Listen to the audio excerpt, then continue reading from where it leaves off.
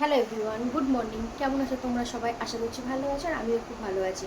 আজকে হচ্ছে সোমবার, রাখি পূর্ণিমা। তো আমার সকল দাদা ও ভাইদের জানাই রাখি পূর্ণিমার অনেক শুভেচ্ছা ও ভালোবাসা। এখন ঘুরতে প্রায় কিন্তু 7:10, মানে পুরোপুরি কিন্তু 7টা বাজেনি। ঘুম থেকে উঠে পড়েছি 6টার সময়। ঘুম থেকে উঠে দেখো স্নান সেরে নিয়েছি। স্নান সেরে পুরো রেডি হয়েছি। যেহেতু রাখি পূর্ণিমা এত রাত্রি ঘুম থেকে উঠি না, তো দাদা আবার কাজে বেরিয়ে যাবে, তো ওই জন্য একটু তাড়াতাড়ি উঠলাম। তো চলো এখন যাবো হচ্ছে ছাদে। ছাদে গিয়ে দেখি একটু ফুল ফুটেছে কিনা। বাইরেও কিন্তু সকালের দিকে বৃষ্টি হয়েছে না, তো আজকেও মনে হচ্ছে এরকম বৃষ্টি হয়, মেঘলা মেঘলা ওয়েদার। তো দেখি যদি ছাদে কিছু ফুল ফোটে তো ফুলগুলো তুলে নিয়ে আসি। ওদিকে মাও কিন্তু উঠে পড়েছে, তাছাড়া এখন সবাই ঘুমাচ্ছে। উঠেছি, উঠে এদিকে একটু ময়দা মেখে নিয়েছি, বেশি না অল্প করে। তো দাদাকে এটা লুচি করে দেবো। এদিকে আটা লাগে। আর এখানে একটু দেখো আলু কেটেছি, আলুটা ভাজা করবো। মাঝে কদিন বৃষ্টিটা কিন্তু বেশ বন্ধ ছিল, আবার আবার শুরু হয়েছে বৃষ্টি। মানে সকালবেলা ঘুম থেকে উঠেই দেখি বৃষ্টি শুরু হয়েছে। এর মধ্যে দেখো মায়ের কিন্তু ফুল তোলা কমপ্লিট হয়ে গেছে। মানে মাঝে বৃষ্টিটা যেই অল্প অল্প পড়ছিল না, মা তখনই ফুল তুলে নিয়েছে। নাহলে এরপর যদি আবার জোরে বৃষ্টি পড়ে তাহলে কিন্তু ফুল তুলতে অসুবিধা হয়। আর এই ফুলগুলো কিন্তু সব আমাদের গাছে আগে না আরও বেশি ফুল ফুটতো, এখন একটু কম ফুল ফোটে। এ দেখো চলে এসেছি ছাদে। তো এখন বৃষ্টিটা কম পড়ছে, মানে খুব পড়ছে না বললেই চলে।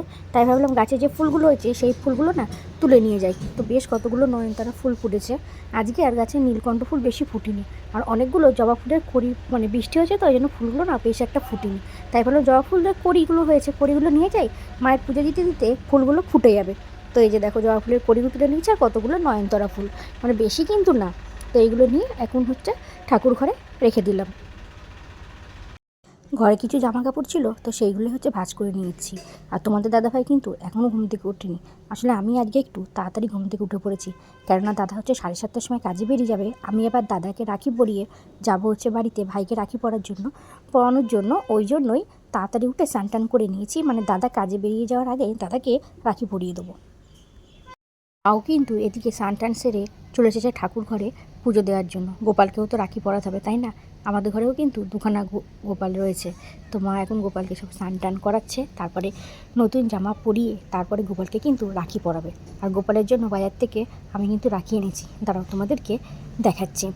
আর এইদিকে দেখো গোপালের জন্য কিন্তু নতুন জামা, মানে রাখি পূর্ণিমা, জন্মাষ্টমী, এইগুলোতে কিন্তু নতুন জামা, মানে যে সমস্ত অনুষ্ঠানগুলোতে আমরা যেমন নতুন জামা পরি, তো গোপাল ঠাকুরকেও কিন্তু নতুন জামা কাপড় পরানো হয়। এই যে এই রাখিগুলো এনেছি।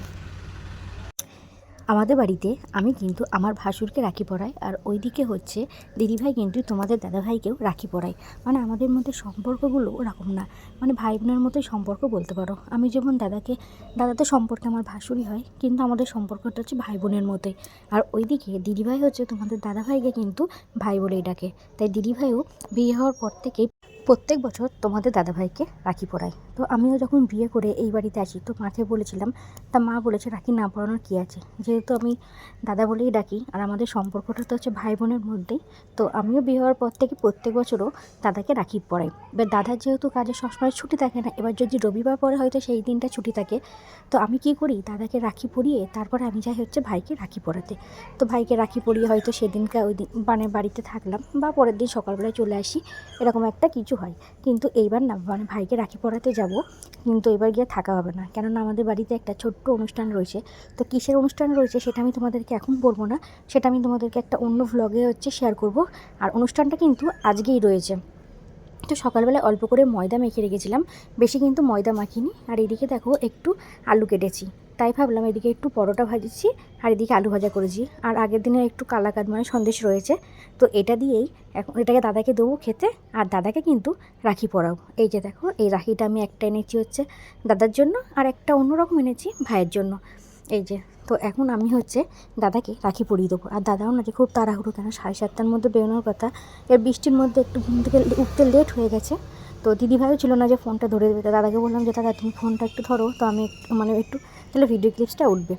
তো দাদাকে ওই যে খাবারটা সামনে ওখানটায় রেখে দিয়েছি টেবিলে, আর দাদাকে এখন হচ্ছে রাখি পরিয়ে দিচ্ছি। আর রাখি পরানো হয়ে গেলেই না দাদা প্রত্যেক বছর আমাকে জিজ্ঞাসা করে যে কী গিফট নিবা। তো সব সময় সব কিছুতে কিন্তু গিফট নেওয়াটা দেখবা মানে ভালো লাগে না, আর বড়দের আশীর্বাদটাই কিন্তু সবথেকে বেশি দরকার। তো দাদা আমাকে জিজ্ঞাসা করছিল যে কী গিফট নেবা, তাই বললাম যে এখন গিফট লাগবে না, কদিন বাদেই যেহেতু আসছে আমাদের বাঙালির শ্রেষ্ঠ উৎসব দুর্গাপুজো। তো দুর্গাপুজোতে এবার কিন্তু এই শাড়িটা বিমল শাড়ি সেন্টার থেকে নেবো, কেননা গত 2-3 বছর ধরে শাড়িটা কিন্তু আমরা রানাঘাট থেকেই কিনেছি।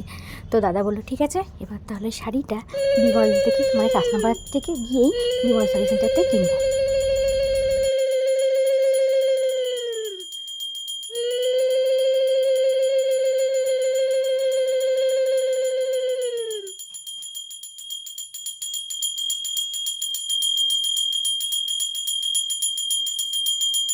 এদিকে কিন্তু মায়েরও পুজো দেওয়া হয়ে গেছে। পুকু এখন বাড়িতে নেই, তাই মা হচ্ছে 2টো রাখি, 2টো গোপালকে পরিয়েছে আর একটা রাখি রেখে দিয়েছে। পুকু গেছে পড়তে, বলেছে একটা রাখি ও এসে গোপালকে পরাবে, ওই জন্য মা আবার একটা রাখি কিন্তু রেখে দিয়েছে। তো এদিকে ফল সন্দেশ দিয়ে পুজো দিয়েছে। আর আমাদের না একটুখানি আজকের দিনে আলপনাও দিতে হয়, তাই মা অল্প করে আলপনা দিয়েছে। এই যে দেখো আমি হয়ে গেছি রেডি। তো অনেক দিন বাদে এই শাড়িটা পরলাম। এই শাড়িটা কিন্তু আমাকে আমার ছোটো ননদ দিয়েছিল। তো অনেক দিন বাদে কিন্তু বলতে পারো পরেছি। তো বাইরে বৃষ্টি পড়ছে, তাই ভাবছি যে কী করে বেরোবো বা কখন হবে। এই যে বলতে বলতেই মানে বৃষ্টিটা যে একটু কমছিল, ভাবলাম বেরিয়ে যাবো, তারপর দেখছি যে আরও জোরে বৃষ্টি এলো, মানে মনে হচ্ছে বৃষ্টি থামবে না। আবার এদিকে বললাম যে বাড়ি চলে আসতে হবে, বেশিক্ষণ বাড়ি গিয়ে থাকতে পারবো না, ওই জন্য বৃষ্টি মাথায় নিয়ে কিন্তু বেরিয়ে পড়েছি। আর যেতে যেতে একটা টোটোও পেয়ে গেছিলাম।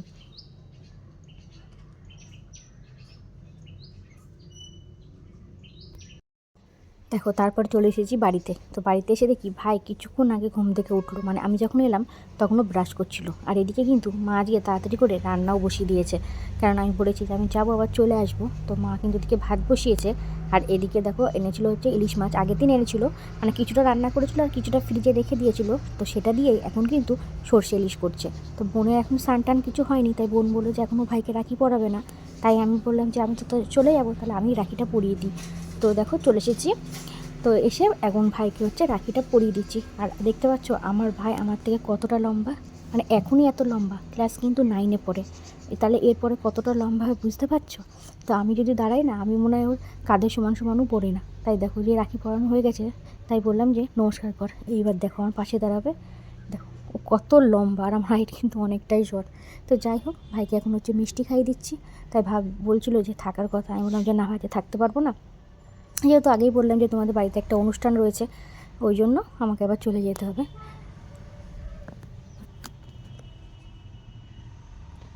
আর এদিকে কিন্তু দেখো তাড়াতাড়ি রান্নাবান্নাও হয়ে গেছে। সকালে করেছে ভাত, এদিকে করেছিল সর্ষে ইলিশ, আর এখানে রয়েছে আলু দিয়ে উচ্ছে দিয়ে চচ্চড়ি। এইভাবে আলু দিয়ে উচ্ছে দিয়ে চচ্চড়ি অনেক দিন বাদে খেলাম। আমাদের বাড়িতেও হয়, আমাদের বাড়িতে রাঁধুনি সোমবার দিয়ে হয়, কিন্তু আমাদের এই বাড়িতে এটা হচ্ছে পাঁচফোড়ন সোমবার দিয়ে মানে সর্ষে দিয়ে করে, বেশ ভালোই লাগে খেতে। তো আলু দিয়ে উচ্ছে দিয়ে চচ্চড়িতে ভাত খাওয়া হয়ে গেছে, আর এখন খাবো হচ্ছে ইলিশ মাছ।